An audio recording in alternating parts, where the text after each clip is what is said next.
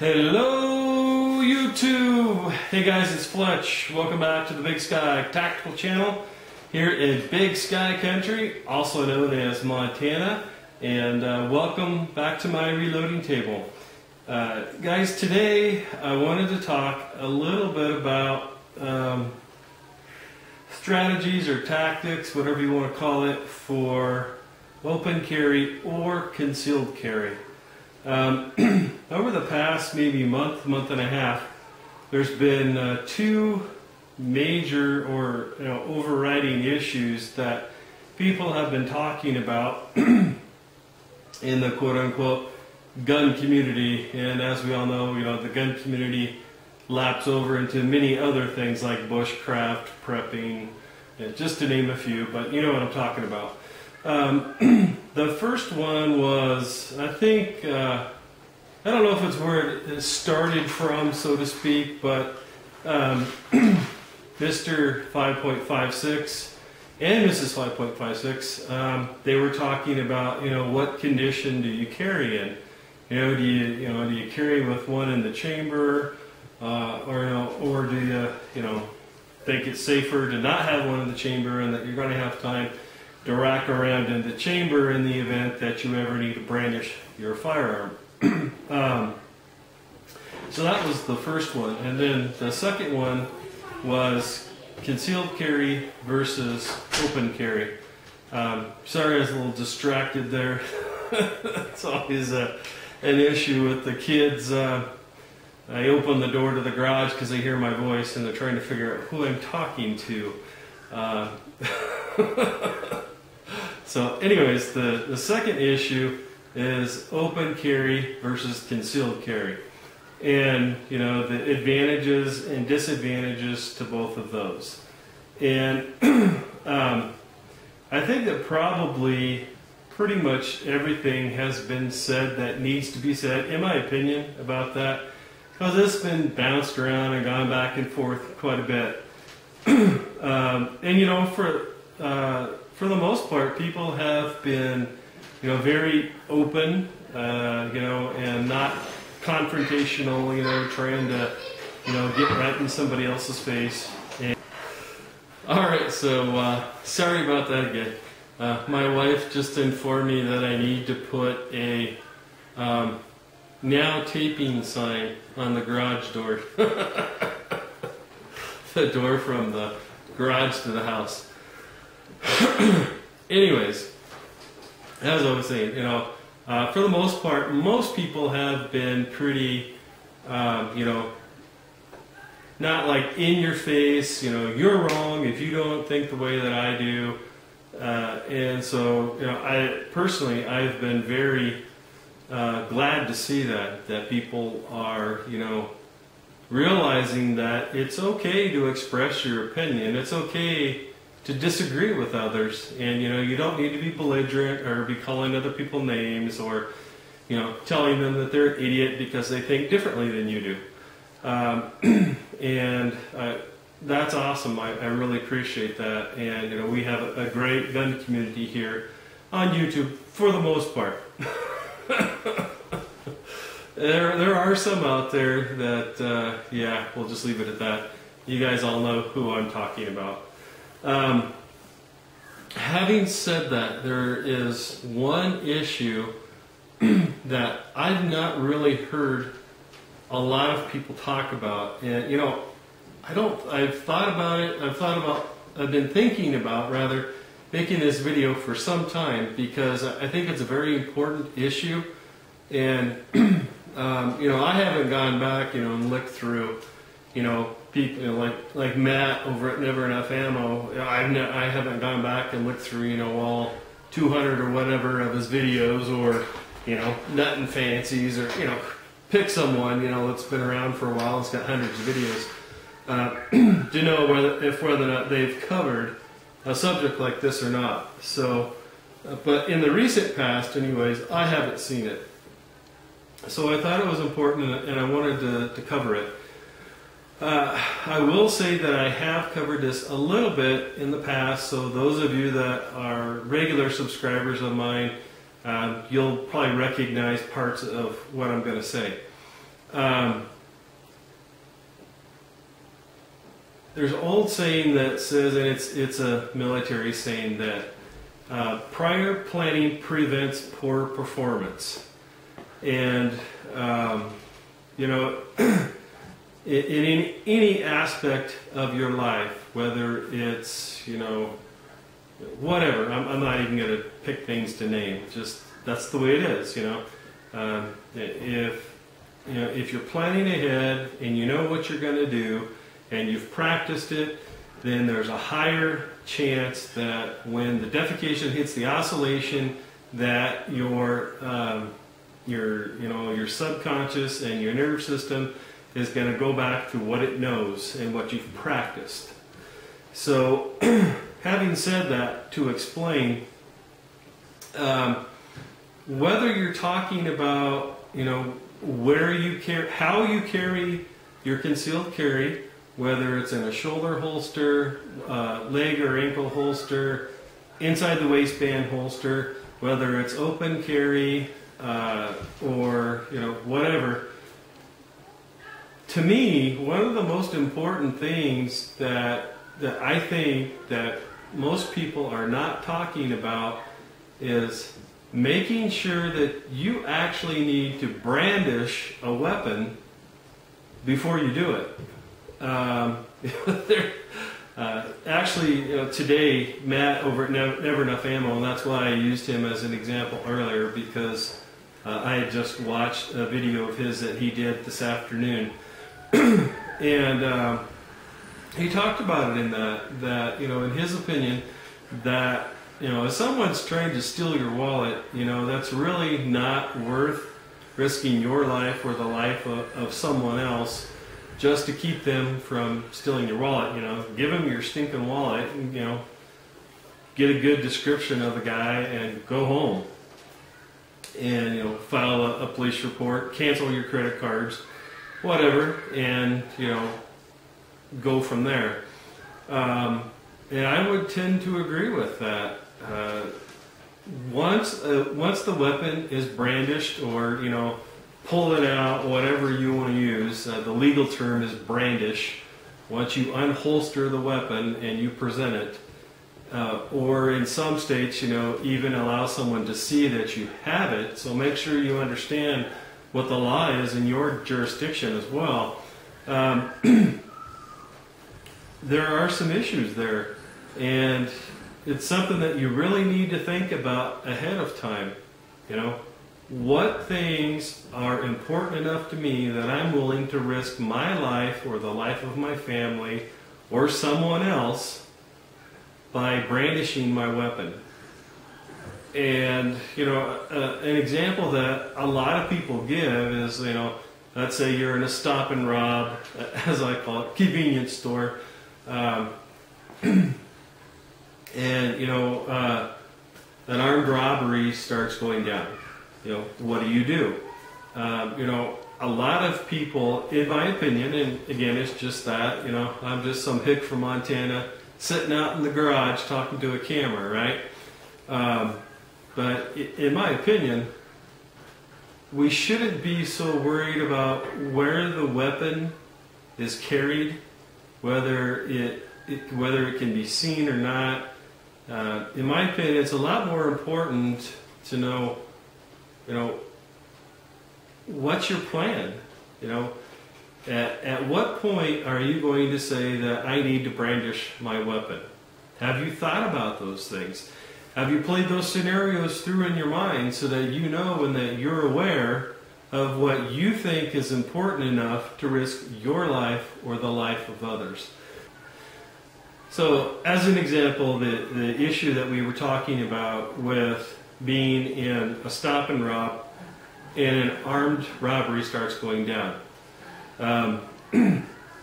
Rather than, see, for me, I think it's a little bit harder because I still look at things as if I am a law enforcement officer because of the training that I've had. But, you know, and I've had to force myself to not think that way anymore. I don't wear body armor every day anymore. I hardly ever wear body armor anymore. And you know, there's a lot that goes into that thought process. You know, from my way of thinking, if something starts going down, the first thing that I'm going to do is I'm going to seek cover. And the difference between cover and concealment, just so you know where I'm coming from, cover is hiding behind the rim of a car and the engine block. Those will probably stop a bullet. The car door on a car is not going to stop a bullet. I get a kick out of that watching the movies. But anyways, the first thing I'm going to do is I'm going to seek cover. And once I've, you know, under cover, or not, that didn't sound right, did it? Once I'm sufficiently covered, then I will assess the situation, scan the area for other threats, make sure that I'm fully aware of what the threat is, then make the decision on whether or not I need to brandish my weapon. And if I do need to brandish my weapon, do so at that time. And then if I deem it necessary that I may need to shoot someone, I would then close to engage and move in on that individual with the weapon drawn and obviously pointed at them. And, you know, getting back to what we were talking about before with, you know, prior planning prevents piss poor performance. Have you stopped and taken the time to think through those situations? Because, you know, could be the worst thing that you could possibly do. You know, you spent so much time, you know, working on, you know, getting your inside the waistband draw done, you know, that, you know, you've got that down and you can have that thing out in no time at all. And, you know, you're in the stop and rob and, you know, the bad guy comes in and you're standing there, you know, or maybe walking your way up to the counter. The bad guy brandishes the weapon, demands the money from the cashier. What are you going to do? And in my opinion, the worst thing that you could possibly do is go, oh shit, what do I do now? Because you're already committed. Once that weapon is brandished, you are committed.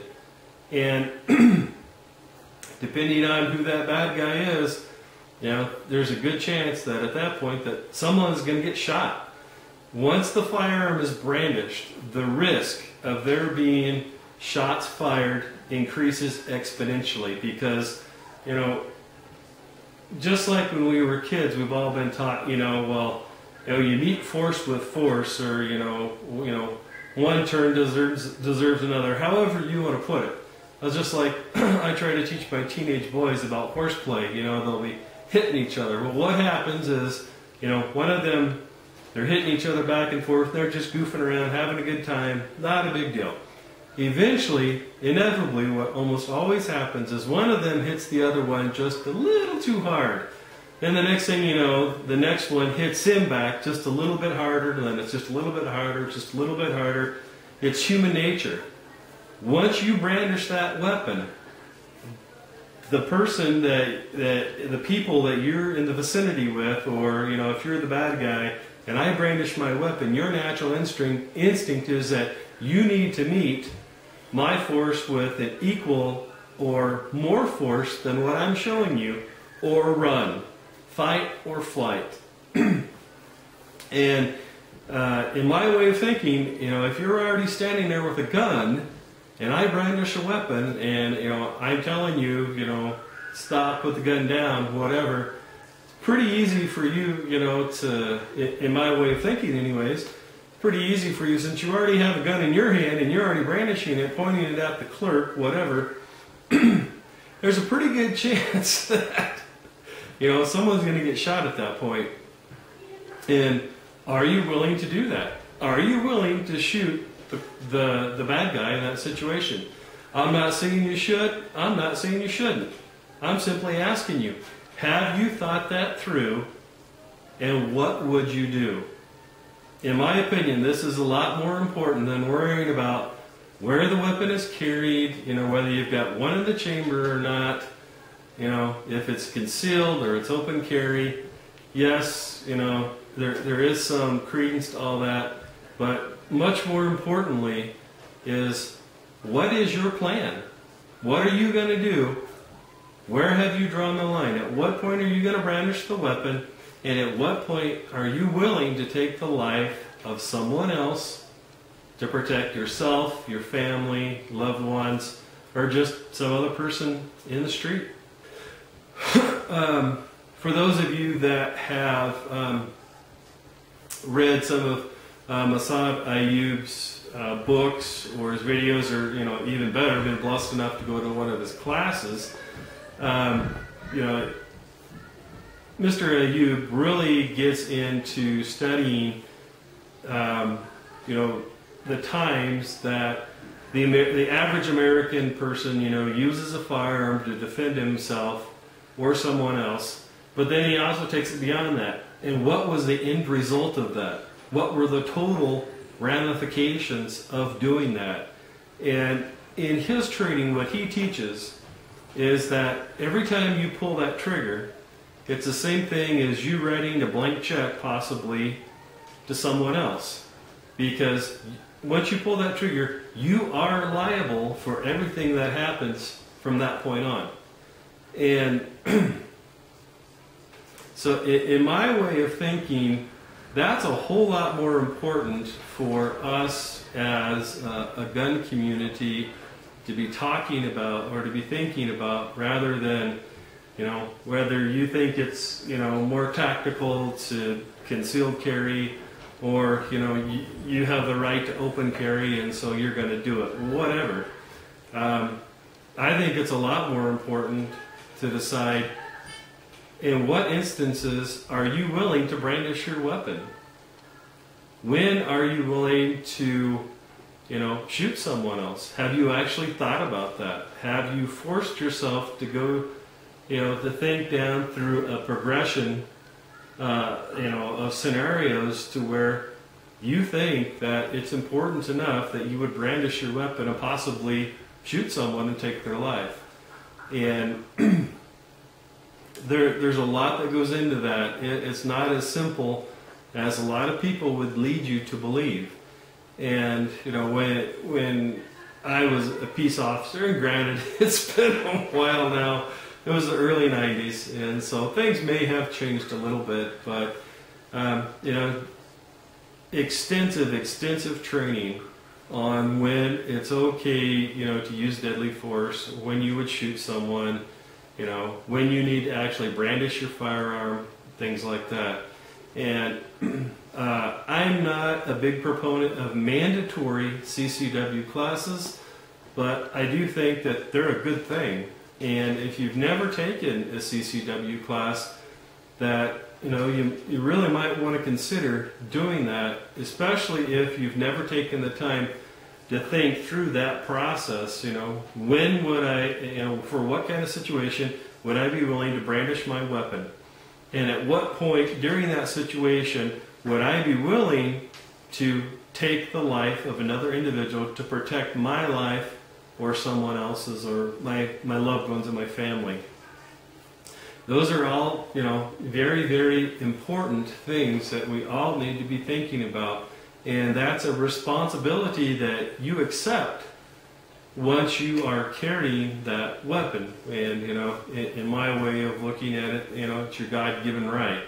Now, here in this country, you are a sovereign citizen, and the Second Amendment is just that. It's the Second Amendment, and we don't need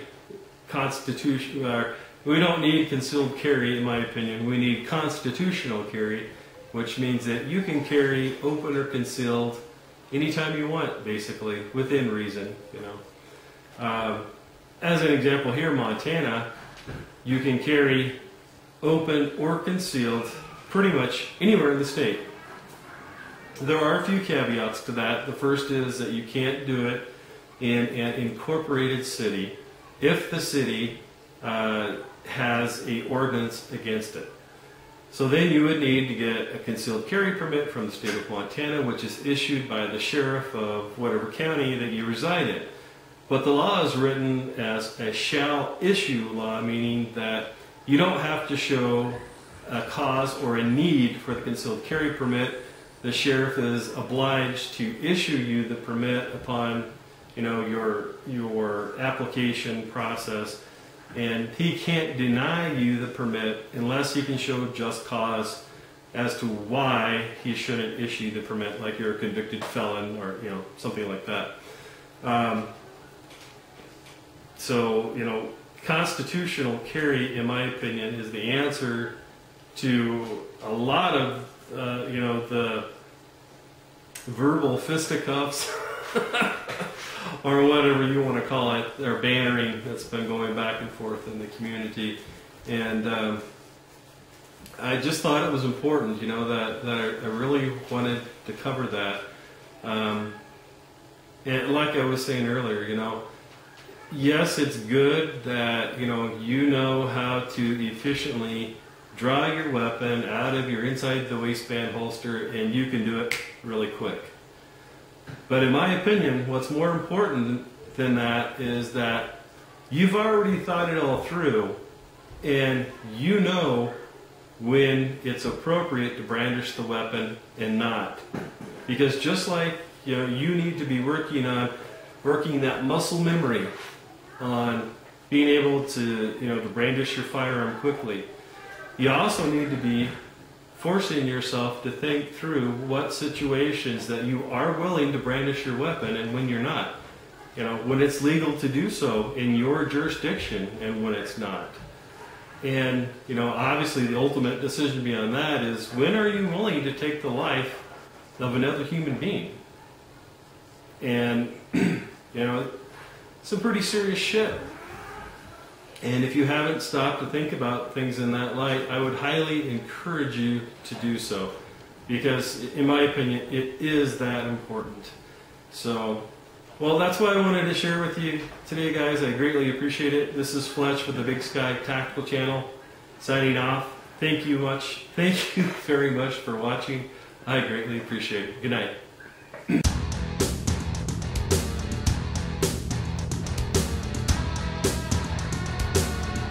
Happiness is a full drum band.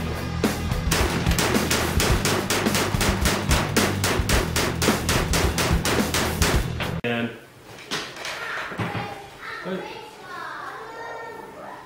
what are you doing? I'm sorry. Oh, you were just down here. You knew I was doing a video. No, I wasn't the one that was just down here. Oh, okay. I You apologize. should really just have a little thing that says I'm taking or something on the door. I'm sorry. It's not that big a deal. It's frustrating. It totally sidetracks me. Trust too. I don't know. I'm sorry. All right.